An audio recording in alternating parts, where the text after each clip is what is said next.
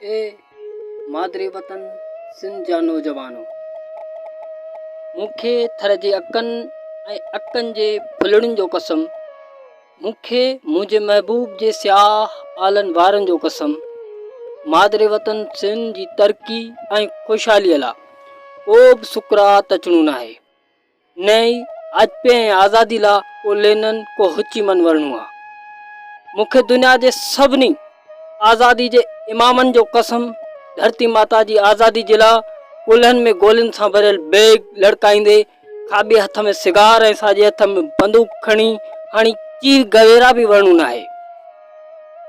ए मुंहिंजे मादरे वतन सिंध जा ग़ुलामी भोॻींदड़ नौजवान, वतन ऐं महबूब जे जियापे जी ही आख़िरी जंग ऐं पहिरीं फतेह अव्हां खे ई विरणी आहे ऐं अव्हां ई फातेह थी सघो था।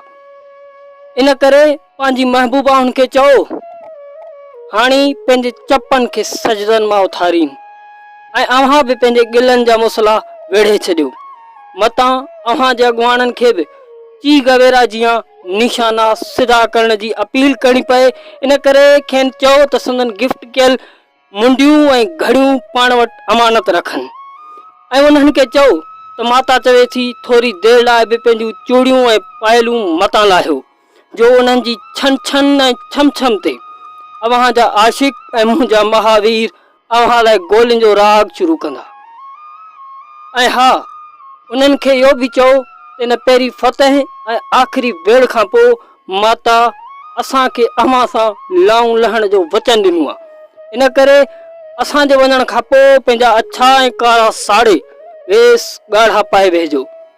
उथो, हाणे उथो, उन्हनि जा ॻोढ़ा उघो, सरड़ा चुमो, अलविदाऊं कयो, अॻिते वधो, अॻिते वधो, अॻिते वधो।